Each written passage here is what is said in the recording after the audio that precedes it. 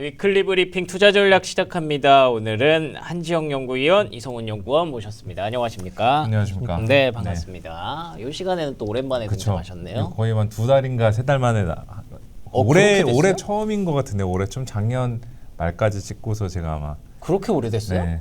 그냥 뭐 잘렸다가 다시 복귀하게 됐습니다. 아니 한 번은 같이 했는데 아닌가요? 한 번 했었어요. 올해 초에 했었나? 올해. 네, 네, 저희를 또 잊어버리셨네. 네, 그래서 잊어버릴 만할 때쯤에 불러주셔가지고 또 시장이 이제 또 위기에 빠지기 일보 직전이라 네. 연구위원님의 그 통찰력이 필요해서 이렇게 좀 모시게 됐습니다. 근데 솔직히 저도 요즘에 너무 어려워요.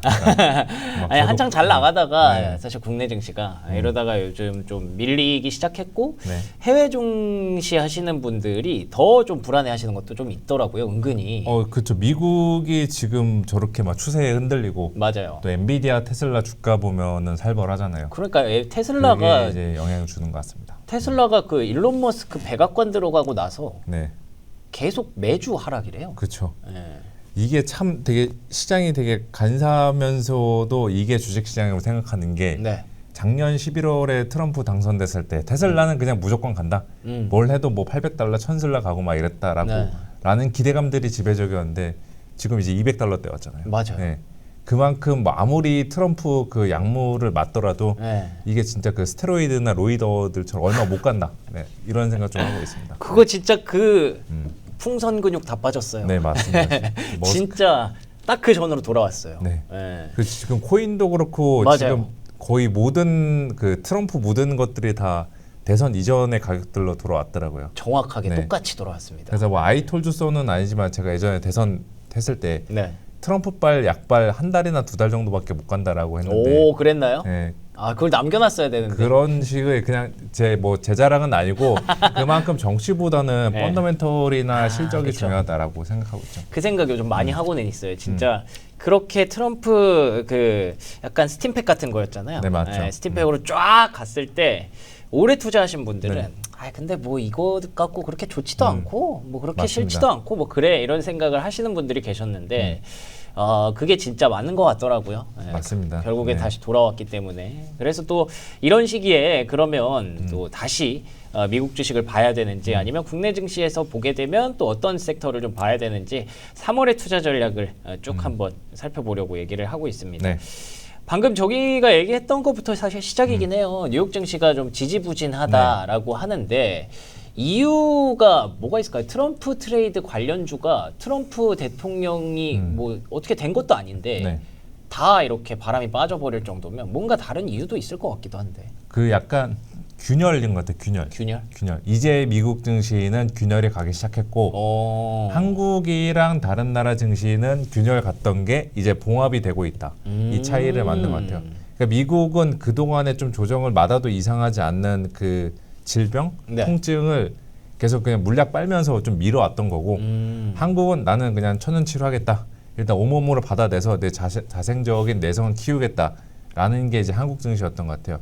왜 이 말씀을 드리냐면은 지금 미국 증시가 불안한 건 크게 두 가지가 있어요. 두 가지. 첫 번째로는 많은 분들이 아시는 것처럼 그 미국 증시 그동안에 계속 버스 태워서 움직였던 그 엔비디아랑 테슬라 이 두 개의 종목들이 지금 고점 대비 뭐 20에서 많게는 40% 정도 빠지면서 추세가 완전히 무너졌다라는 거. M7의 부진. 그렇죠. 네. M7이 무너진다라는 거는 미국 증시가 못 간다라고도 그쵸. 생각을 해볼 수가 있는 거죠. 두 번째로는 트럼프 관세에 대해서 약발이 이제 안 먹혀요. 저희가 그 11월 달이나 12월 달에 트럼프 당선됐을 때 생각했던 것들은 이거였던 것 같아요. 어떤 거였냐? 야, 관세 부과하면은 다른 나라 기업들 피해 보겠지만 미국 애들은 수혜를 본다. 그럼 좋지 않겠냐? 그리고 감세까지 더해준다는데 관세랑 감세 이 두 가지는 미국 증시에 긍정적이다. 다 미국으로 갔잖아요. 그렇죠. 그래서 나온 게 미국 예외주의, 미국 독주였는데 달러 급등. 그렇죠. 네. 지금도 미국 예외주의이긴 하죠. 안 좋은 쪽으로. 아, 근데 그러네요. 왜 이런 현상들, 이런 생각들이 지배적이었는데 요즘에 미국 내 나오는 목소리를 보면은 미국 기업들도 관세로 지금 시름시름 앓고 있어요. 아니 뭐 그쵸. 뼈가 부서지진 않더라도 네. 생채기는 나겠죠. 그렇죠. 네. 그래서 그 이번에 그 S&P 500 기업들의 컨퍼런스 콜에서 관세 신경 쓰인다, 관세를 언급하는 기업들의 수를 업데이트해서 한번 찾아보니까 네. S&P 500 기업 중에 259개가 나 관세 너무 신경 써요. 관세 오. 불확실성 커 이렇게 얘기하더라고요. 절반 이상이네요. 그렇죠. 더 충격적인 거는 그 2018년도 때 무역 분쟁 중국이랑 너 죽고 나 죽자 할 정도로 네. 거의 장판파 전투 마냥 강하게 했을 때 네. 그때 당시에 관세에 대해서 신경 쓴다라고 언급했던 기업들의 수가 180개 정도밖에 안 돼요. 아 그래요? 그 당시 때보다 지금이 더 기업들이 많이 신경 쓰고 있다라는 거고 두 번째라서 그런가? 그런 것도 있고 실제로 지금 뭐 12월 달, 11월 달부터 미국 지표들 안 좋게 나오는 것들 보면은 관세로 인해서 미리 가격 올려놓은 것들도 있고 주문 지원해 놓은 것도 있고 그것들이 지금 미국 증시내에서 지금 기업들 사이에서 부작용들이 나타나고 있다. 주식시장은 그런 것들을 가만히 안 냅두죠. 그게 지금 미국의 연초 이후 부진한 현상을 만들어냈고 그다음에 M7 주가들의 부진 또 본질적인 것들은 작년에까지 20% 랠리에 따른 그 후유증 고점에 대한 밸류에이션 부담 이것들을 온전히 소화하지 못했다까지 하면은 이 세 가지 요인이 지금 연초 이후에 미국 증시의 부진을 만들어냈다 이렇게 보시면 될 것 같고 당분간에는 이거 끌고 갈 것 같아요. 쉽게 말해 미국도 이제 여기서 조정은 받을 만큼 받아가지고 또 하방 자체는 많이 안 열릴 것 같은데 네. 이게 주가가 다시 복원을 해서 작년처럼 미국 나만 갈 거야. 이거를 저희가 그 가능성을 타진해 보기 위해서는 한 개 분기 정도는 지나야 된다. 이 정도로 말씀드릴게요. 예, 첫 번째가 M7의 부진, 두 번째가 관세로 인해서 미국도 일부 타격을 피할 수는 없다. 불가피하다. 세 번째가 밸류에이션인데 제가 봤을 때 M7의 부진은 밸류에이션이랑 그냥 같이 연결해서 봐도 그쵸. 크게 무방하지 않은 것 같아요. M7 자체에 뭐 엄청난 펀더멘털적인 문제가 생겼나? 뭐 모르겠어요. 요즘 테슬라 판매량이 조금 줄었다고는 하기는 하던데 그게 또 뭐 일론 머스크 악재다 뭐 이런 얘기를 하긴 하던데 근데 그게 이 정도로 몇 주 동안 주가를 끌어내릴 재료인가? 그거는 사실 그것보다는 밸류에이션 문제인 것 같고 네. 예, 관세와 관련해서 이게 어쨌든 리스크가 좀 될 수밖에 없다는 네. 거. 미국은 근데 그걸 안 보고 오다가 네. 이제 보기 시작했으니까 그게 반영되기 시작하는 건데 관세가 왔다 갔다 하지 않습니까? 그렇죠. 그래서 이것도 이 그 피로감 때문에 네. 쉽게 말해서 다들 투자자들이 조금 짜증이 났다. 뭐 이렇게 표현하는 경우도 있더라고요. 그래서 이렇다. 그렇죠. 예. 그냥 그 혹시 여자친구 있으시면은 데이트할 때 예. 오빠 나 뭐 먹을래 하면은 네. 뭐 김치볶음 먹을래? 아니 나 그거 싫어. 돈가스 먹을래? 그거 싫어. 냉면 먹을래? 그거 싫어. 막 이렇게 뭔가를 먹으러 가야 되는데 계속 거부를 하게 되면은 네. 상대방 입장에서는 이 사람을 너무나도 사랑하고 좋아하지만 순간적으로 사람이다 보니까 약간 이제 짜증 같은 것들이 날 수가 있잖아요. 아, 지칠 그렇죠. 수도 있고 단기적으로. 아, 예. 지금 미국이나 우리나라는 지금 전 세계적으로 지금 난 그런 것 같아요. 아. 트럼프 관세는 어차피 협상의 도구다.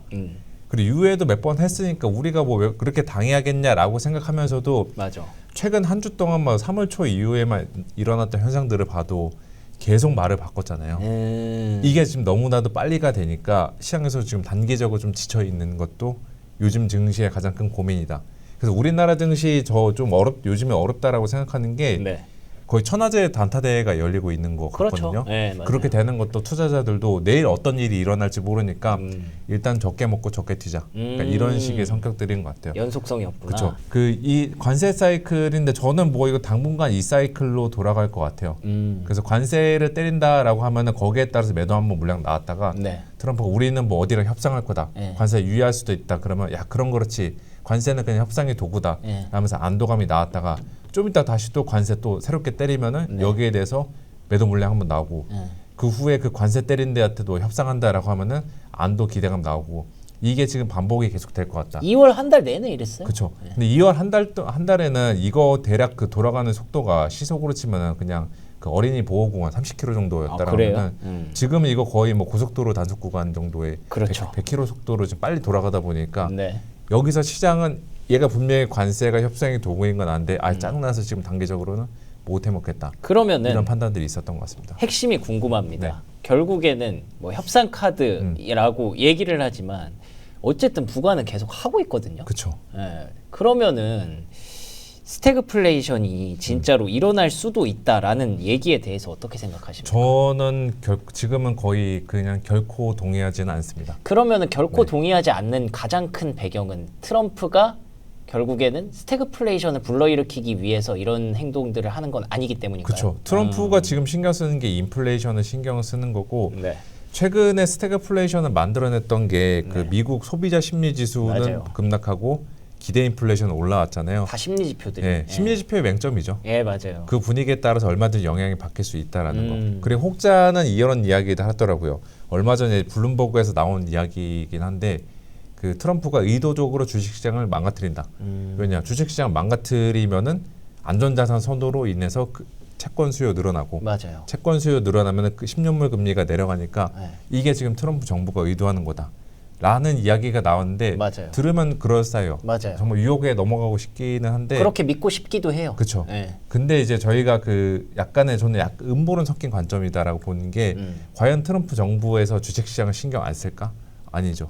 본인 예전에 중간중간에 뭐 미국 증시 신고갈 때나 증시 네네. 날아갈 때 계속 트윗을 올렸고 그렇죠. 지금 그 트럼프의 이기 진영의 주요 요직에 앉은 사람들 어디 가서 주식 좀 해봤던 사람들이요. 당연하죠. 네, 예. 앵커님처럼 막 주식 좀 잘하시는 분들도 아, 있을 저요? 거고 나중에 뭐 청와대 입성하셔도 괜찮을 것 같고 아니 뭐 그 재무장관도 그 헤지펀드 출신이잖아요. 그쵸. 예. 그런 상황 속에서 주식시장이 여기서 더 급락을 한다? 그럼 트럼프 정부에서도 전략을 선회를 할 수가 있다라고 저는 보고 있습니다. 뭐 그 사람들이 그 요직에 앉아 있는 사람들이 그런 네. 얘기 하긴 하더라고요. 지금 주식시장과 여론을 알아서 그런지 네. 어느 정도의 이런 비용과 시간은 네. 불가피하다. 그렇지만 조만간 다 좋아질 거다. 네. 예, 그래서 이런 뭐 얘기를 계속 하더라고요. 베센트가 뭐 주식시장 뭐 개입할 생각 없다. 트럼프도 나는 주식시장에 지금 별로 관심이 없다라고 네. 하는데 저 살다 보면 알잖아요. 돈에 관심 없다는 사람이 제일 돈에 미쳐 있는. 아, 그렇죠. 예, 그거 제일 그거랑 조심해야죠. 좀 연관지어서 봐도 되지 않을까라고 네. 보고 있습니다. 그렇죠. 그러니까 지금 오히려 트럼프랑 베센트가 그런 얘기를 하는 것 자체가 관심이 있다는 뜻이잖아요. 네, 맞습니다. 자 보고 있으니까 이게 자꾸 안 좋아지니까 자꾸 본인들한테 불리하게 들어갈 수도 있으니까 얘기를 하는 거죠. 그쵸. 예. 그래서 그 사람들을 좀 뭐 믿고 기다려야 되지 않겠냐라고 보는 거고 만약에 정말로 스태그플레이션이라든지 미국의 경기 침체가 오는 걸 본인들이 시그널로 이제 캐치를 한다면 그만할 수도 있고 네, 맞습니다. 예, 그런 것들을 좀 믿고 지금 투자자들이 조금씩 기다리고는 있는데 그게 언제일지 모르니까 이렇게 지지부진할 수밖에 없는 거고 반대로 그러면 최근에 막 독일 증시나 홍콩 항생이나 이런 거 날아가더라고요. 네. 그럼 그거는 계속 가는 거예요? 아 모르겠어요. 지금 논 US 그러니까 비미국에 대한 투자로 가자. 네. 미국 말고 비미국으로 가자라는 맞아요. 쪽에 이제 스토리텔링이 유행하고 있긴 한데 네.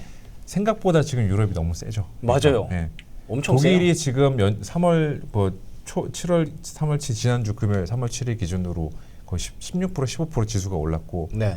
지수가 15% 올랐다라는 거는 뭐 어지간한 애들 다 50% 이상 낮다라고 그쵸. 볼 수가 있는 거죠. 네. 그래서 단기적으로 여기도 좀 쏠림 현상들이 강해서 과도해졌구나. 네, 3월 한 달 동안에는 그 약간의 수싸움 구간 올라갈 수 있는 올라가 있는 국가들이 여기서 더 올라갈까라고 머리를 굴리는 구간이고 미국처럼 빠져 있는 애들은 여기서 더 빠져 있을까 셈법을 하는 구간. 그래서 전체적으로 그냥 박스권 흐름 속에서 계속해서 업종 간의 빠른 손바뀜 단타대가 열릴 거다라고 생각하고 있죠. 그러면은 우리가 원래는 네. 신년 들어서 네, 1등이었잖아요. 네, 그렇죠. 근데 요즘에는 우리 거 얘기 안 하고 다 유럽 얘기하고 네. 중국 얘기하고 독일 얘기한단 말이에요. 네. 우리는 왜 또 처진 거예요?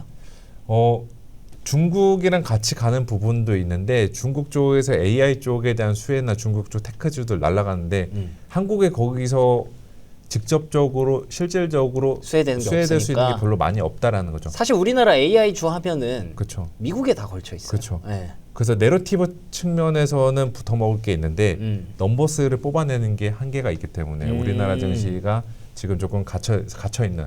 그래서 뭐 미국에 비해서는 나름 선방을 하고 있긴 한데 그렇다고 하더라도 항생 날아가는 거, 독일 날아가는 것처럼 같이 날아가는 좀 한계가 있다. 우리나라는 그러면은 쉽게 말해서 반반 섞여 있어서 그런 거네. 그렇죠. 예. 그냥 그 중간 어디 지점에 있고 이제 한국이 자력으로 이제 그 일종의 플레이오프 진출하려면은 이익이 돌아야 되는데 아직은 이익은 이제 바닥을 다지고 있는 구간이지 돌기까지는 그런 명확한 신호가 나오지 않고 있다라고 보는 거죠. 그러니까 미국이 엔비디아가 좋으면 우리나라의 AI 그러니까 SK하이닉스를 비롯해서 뭐 관련된 종목들 많잖아요. 네. 반도체, HBM 밸류체인 그쪽이 이제 끌어올려 가면서 좋을 수 있는 건데 엔비디아가 좀 안 좋으니까 그러니까 이제 이쪽이 좀 죽어버린 거고 그쵸. 반대로 가만히 살펴보면 우리나라 지수가 미국에 비해서 덜 빠지는 이유는 왜 중국의 수혜를 받을 수 있는 뭐 한한령 해제 관련주 그쵸. 혹은 이제 경기 민감주, 네, 뭐 철강, 철강, 뭐 화학 광산, 뭐 뭐, 이런 예. 쪽 괜찮거든요 지금.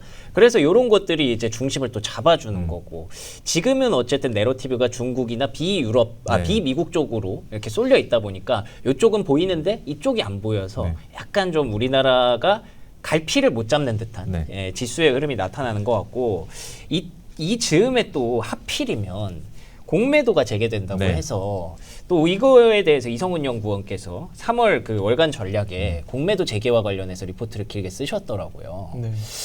요게 이제 약간 엎친 데 덮친 격으로 작용하지 않을까 걱정하시는 분들이 굉장히 많은데 일단 재개를 왜 하는 겁니까? 일단 배경부터 말씀을 드리면 사실 공매도가 이제 금지된 기간이 사실 가장 길었죠 이번에. 아 최장이에요 역대? 그렇죠. 17개월 만에 이제 공매도가 3월 31일부터 재개가 되는데 사실 이제 공매도 23년도 11월에 금지했던 그 명분 자체가 이제 좀 대규모로 이제 불법 공매도를 좀 근절을 하겠다라는 명분 하에 이제 좀 금지를 했었고 원래는 이제 작년 6월에 제기가 됐어야 되는데 관련 이제 뭐 시스템에 대한 전산화나 제도 같은 것들이 이제 정비가 되는 시점이 이제 올해 3월 말이라고 이제 발표를 한 상황이고 조금 특징적인 점은 지난번에 사실 공매도를 했었을 때 대상 종목이 코스피 200이랑 코스닥 150과 같은 좀 대형 우량주에 한해서 좀 제한적으로 허용을 했었습니다. 그렇죠. 근데 이번에 발표한 내용에 따르면 국내 증시 이제 상장사 전 종목에 이제 공매도가 이제 가능할 것이다라고 현재 발표를 해둔 상황이고요. 이에 따라 좀 3월 말로 갈수록 특히 이제 4월 초 좀 단기적으로는 이 공매도에 대한 좀 그 시장에 대한 관심도가 좀 높아질 것 같다라고 판단을 하고 있습니다. 그러면은 지금 그때 그 중단을 시켰던 게 시장이 워낙에 안 좋았고 그리고 또 말씀하신 대로 불법 공매도 대규모 적발 뭐 이런 것들이 있었는데 이제는 그런 것들이 조금 괜찮아졌다고 보는 거겠네요. 그러면 그렇게 자신 있다고 얘기를 하더라고요. 금융위 발표 내용에 자신 따르면. 있다? 그래서 사실 전 종목에 해도 된다라고 했고 뭐 한시적으로는 이제 공매도 과열 종목을 조금 규정을 완화하겠다 뭐 이런 식으로 하긴 했는데 아무래도 좀 어느 정도 시스템 같은 경우에는 어느 정비가 되었다라고 현재 생각을 하고 있는 것 같습니다. 근데 이제 개인 투자자분들 입장에서 이 공매도라는 제도 자체를 굉장히 불신하시는 분들이 많지 않습니까? 거부감이 드는 예. 단어일 수가 있죠. 근데도 이렇게 그 여론을 무릅쓰고 재개를 하는 거는 제가 듣기로는 그 뭐 선진지수 편입 요게 되게 크다고 하던데 맞나요? 네, 맞습니다. MSCI 사실 선진국 편입과 관련된 요건 중에 가장 중요한 부분이 네. 이 공매도를 허용을 하느냐 안 하느냐가 사실 어떻게 보면 가장 중요한 요인 중 하나인데 공매도 금지 기간이 길어지면 길어질수록 사실 그 부분에 있어서는 당연히 이제 마이너스로 작용을 할 수밖에 없었는데 네. 그 부분이 조금 맞물리면서 이번에는 진짜 해야 된다라는 조금 공감대도 형성이 되면서 더 미루기 어렵다. 그렇죠. 그래서 이제 그런 것도 하나의 배경으로 좀 작용을 했다라고 봐주시면 될 것 같습니다. 더 미룰 만한 이제 근거도 좀 희박해지면서 네. 요쯤이면 하는 게 맞다. 네, 네. 네. 뭐 분명히 뭐 정치적인 어떤 그렇죠. 판단도 있었을 것 같고. 근데 이전에 비해서 뭐라고 해야 되지? 공매도에 대한 개인 투자자들의 거부감이 네. 좀 덜한 것 같아요. 왜냐하면은 저희가 그걸 체감해봤잖아요. 23년도 11월에 딱 매도 버튼 뽑았는데도 네. 작년에 제일 부진한 국가가 우리나라였잖아요. 아, 그쵸. 예. 예. 그러니까 야 공매도를 막아놔도 시장이 못 있든 올라가는 없든. 거는 네. 공매도라는 단순 그 문제가 아니라 뭔가 다른 게 있다라는 좀 인식들을 만들어준 계기가 아니었나라고 보고 있죠. 그리고 또 이제 개인 투자자분들이 제일 그 불신하는 내용 중에 하나가 공매도가 있음으로 해서 외국인들에게 뭔가 좀 할 수 있는 매매할 수 있는 뭔가를 좀 더 준다라고 우리가 표현을 하는데 네. 그거에 대해서 오히려 불신하는 경우가 많거든요. 그게 있다고 안 들어오냐, 없다고 안 들어오냐, 약간 이런 식으로 얘기를 하시는데 외국인 수급의 영향은 좀 어떻게 될까요? 외국인 수급 같은 경우에는 사실 외국인 이제 순매수 관점에서 본다면 사실 결국에는 앞서 말씀해주신 대로 펀더멘털이랑 연동이 될 수밖에 없는데 이게 코스피 전체 거래 대금 대비 이제 외국인 비중 관점에서 이제 외국인의 국내 증시 참여 비중을 본다면 네. 사실 과거 세 차례 모두 공매도가 금지가 되었을 때 그 기간에 한해서는 외국인들에 대한 국내 증시 참여 비중이 굉장히 다 급감을 했었어요. 근데 이제 공매도가 재개가 된 이후에는 모두 이러한 부분이 조금 정상화되는 구간에서 국내 증시를 어떻게 보면은 그게 뭐 매도든 매수 자금이든 다 이제 들어왔다라고 봐주시면 될 것 같고요. 어쨌든 하나의 요인 동기는 되기는 하나 보네요. 네, 세 맞습니다. 번이나 똑같이 저랬으면. 그렇죠. 네. 그리고 사실 이제 순매수 관점에서 보더라도 네. 08년도나 11년도 당시에도 모두 국내 증시에 이제 순매수 자금은 좀 증가를 했었고요. 21년도 같은 경우에는 사실 조금 제한됐었는데 그 당시에는 이제 워낙 동학개미 운동 때문에 개인 수급의 영향이 좀 컸던지라 그러한 부분들이 좀 제한이 됐었는데 기본적으로 이제 외국인들 관점에서도 이게 롱숏 펀드라고 하죠. 이제 공매도를 치는 그 물량과 함께 이제 매수 자금 유입도 이제 동반으로 유입이 되다 보니까 그러한 부분들은 외국인 수급 여건을 조금 개선되는 부분으로 작용을 하지 않을까라고 기대를 하고 있습니다. 그쵸. 뭐 이렇게 재개를 이런 반대 여론을 무릅쓰고 재개를 하는 데는 분명히 이유가 있을 것 같아서 뭐 물론 별로 듣고 싶지 않은 얘기실 수도 있겠지만 그래도 배경에 대해서 얘기를 해봐야 그에 대해서 대응이 또 가능하니까 예, 저희가 얘기를 계속 하는 거고요. 그렇게 되면은 우리가 또 주의해야 될 종목이 분명히 생길 것 같은데 어떤 종목들을 좀 주의를 해야 되나요? 사실 이제 당연히 이제 중기적으로 봤을 때는 공매도 자체가 외국인들이 공매도를 하는 이유가 그냥 이제 펀더멘털 대비 비싸니까 네. 하는 게 이제 워낙 당연한 이유인데 그게 원래 근거죠. 그렇죠. 근데 이제 공매도가 재개가 된 이후에 좀 단기적인 수급 관점에서만 좀 말씀을 드리자면 이 공매도 잔고 비율을 조금 주목을 해볼 필요가 있다라고 보고 있습니다. 공매도 잔고라고 하면 기본적으로 저희가 공매도를 주식을 빌려갖고 이거를 이제 싸게 사서 그거에 따른 차익 실현을 이제 하는 형태의 이제 투자 전략인데 그렇죠. 공매도 잔고 같은 경우에는 그 주식을 빌려갖고 아직 상환하지 않은 물량, 즉 공매도에 대한 포지션이 어느 정도 구축이 돼 있냐를 볼 수가 있는 그 지표인데 이 아래에 이제 차트 같은 경우에 보시다시피 X주가 같은 경우에는 이전에 이제 공매도 금지 기간 동안 이 공매도 잔고 비율이 얼마나 감소를 했느냐를 보실 수 있는 거고 이거는 이 단기적으로 공매도가 재개된 이후에 공매도 잔고가 얼마나 올랐느냐를 볼 수가 있는 건데 결국에는 제가 말씀드리고 싶은 핵심은 단기적으로는 공매도 잔고 비율이 낮아진 종목이나 업종부터 공매도 압력이 조금 증가할 수 있다라는 점을 좀 말씀을 드리고 싶은 거고요. 그러한 관점에서 이제 공매도 재개가 된다라고 하면 현재 이제 업종 관점에서는 뭐 호텔 레저나 운송 같은 부분들이 있는데 이 IT 가전 화학 같은 경우에도 2차 전지 종목들이 좀 다수가 포진되어 있습니다. 그래서 종목단에서는 사실 뭐 2차 전지나 바이오 같은 부분들은 어느 정도 단기적으로는 공매도 압력에 좀 노출될 수 있을 가능성이 있다라고 보고 있는 상황입니다. 아 그렇군요. 예, 이게 뭐 공매도 제도에 대해서 뭐 여러 가지 왈가왈부가 많습니다. 갑론을박도 많고요. 그래서 뭐 많이 안 좋아하시겠지만 그래도 생겨나는 걸 우리가 막을 수는 없다면 대비는 하고 있어야 된다는 측면에서 이렇게 좀 정리를 한번 해봤고요. 그러면 또 반대로 거기서 나오는 수급이 또 이동하는 것도 분명히 있을 거기 때문에 그런 것들로 한번 결론을 지어보도록 하죠. 일단 미국 투자 전략부터 한번 정리를 해볼까요? 미국 M7 요즘 좀 주춤한데 네. 계속 사도 됩니까? 그냥 내 이 변동성을 감내하고 싶다라고 하시는 분들은 그냥 일간 단위로 레버리지 2배짜리 말고 네. 나눠서 사시는 게 맞다. 왜냐면 제가 지금 바닥을 자신하기 어려운 게 그쵸. 여기도 주가를 그 획기적인 뭐 트리거 반전 포인트를 찾기 얻으려면은 그냥 4월 말까지는 가야 되지 않을까라고. 4월 말은 왜죠? 4월 말부터 빅테크 실적 시즌들이 들어가잖아요. 물론 4월 초에 이제 테슬라의 뭐 인도령 데이터가 1분기께 발표가 되기는 하는데 결국에 지금 3월 달에는 M7들에게 재료가 별로 없어요. 3월 중순에 이제 다음 주인가에 저 GTC 컨퍼런스 맞아요. 예. 거기서도 엔비디아가 그렇게 막 분위기 반전을 도모하기는 어렵지 않을까. 그것도 뭐 숫자 나오는 건 아니니까. 그렇죠. 그거를 저희가 확인할 수 있는 게 그 2월 말에 엔비디아 4분기 실적 발표났을 때 젠시당이 정말 막 자신감에 가득 차서 AI 수요 너무 좋고 좋았어요. 딥시크 아동케어 걔네가 만들어내는 추론형 AI 시장 확장되고 있으니까 좋다라고 했는데 다들 뒤짐지고 지켜만 보고 있었잖아요. 맞아요. 그게 지금 이번에 딥시크가 엔비디아한테 남긴 가장 큰 기스작 상처이고 그 상처가 아물려면은 그들의 이제 주요 고객사인 빅테크들이 이번에 캐펙스 투자를 발표할 때 어떠한 시기에 변화를 주고 가는지 그거 확인하는 게 필요한데 그거는 이제 4월 말부터 될 거다라고 보고 있죠. 그렇군요. 이성훈 연구원께서는 전략 어떻게 정리해 볼 수 있을까요? 저도 뭐 비슷한 의견인데요. 네. 저는 이제 4월 초 비슷한 의견이 상호관세가 어떤 것인가요?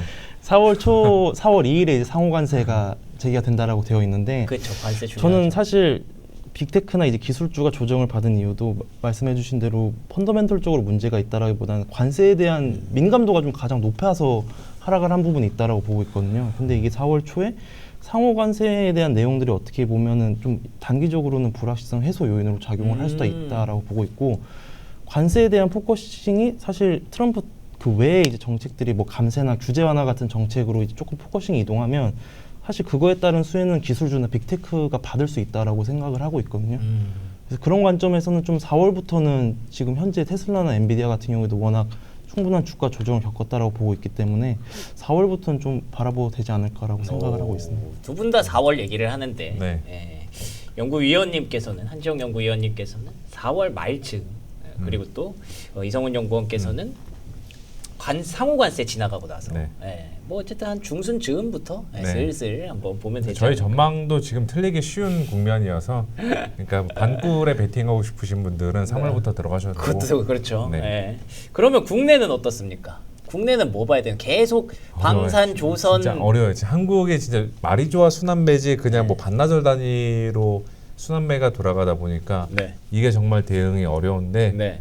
저는 진짜 그 뭐 흔한 이야기지만 내러티브랑 넘버스가 같이 딸려 나오는 애들이 결국에는 방산이라고 생각하고 있거든요. 지금의 내러티브는 뭐 트럼프밖에 없으니까. 그렇죠. 트럼프가 만들어낸 내러티브 하나가 지정학적인 불안이고 그렇죠. 거기에 넘버스를 만들 수 있는 게 유럽 쪽을 나토 국가들을 중심으로 방위비 지출 증대, 자강론. 그렇죠. 예. 그 자주국방 뭐 이런 거잖아요. 네, 유럽에서. 주식시장에서도 거기에 포커스를 맞추면 되지 않나라고 보고 있죠. 문제는 이거죠.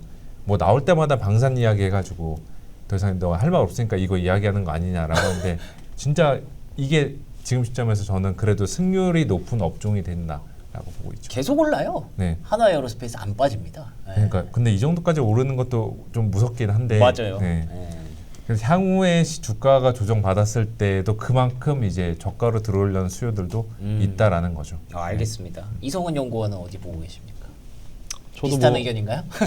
그건 아닌데 방산 당연히 이제 주도주 역할을 계속 할 것이다라고 보고 있는데 네.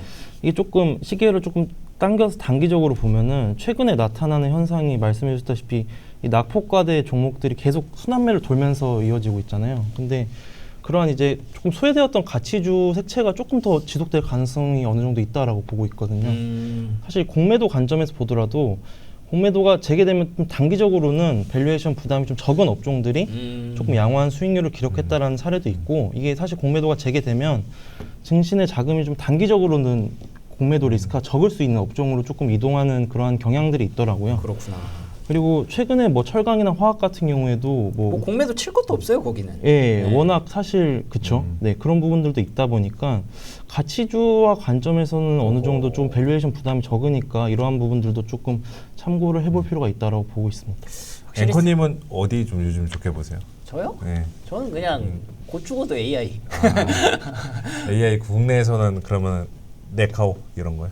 아, 그건 잘 모르겠어요. 네. 그건 좀 애매한데 뭐 어쨌든 우리나라가 잘하는 게 뭐 AI고 반도체고 하니까 그쵸. 뭐 조금 좀 힘들 시기가 있더라도 언젠간 다시 가지 않을까. 뭐 그쵸. 그런 생각도 반도체도 지금 뭐 여전히 약간 퀘스천 마크가 붙어 있지. 하죠. 결국엔 뭐 시간 지나면은 다시 또 왕의 귀환 이러면서 그쵸. 나오지가 않을까. 예. 그리고 또 이제 그 단순히 HBM뿐만 아니라 뭐 되게 많아졌잖아요. 뭐 네. 유리 기판도 있다 그러고 뭐도 있다 그러고 뭐 디스플레이 쪽도 가끔 걸리고 네, 그러니까 그냥 AI 보면서 AI로 돈 벌 수 있는 기업들이 뭐가 있을까. 소프트웨어도 막 확장되면서 네카오 말고도 뭐 카페24도 생기고 그쵸. 막 뭐 도전 되게 비전 많아지니까 맞죠. 예, 네. 도전 비존도 있고 그러니까 그런 쪽이 저는 좀 재밌더라고요. 예.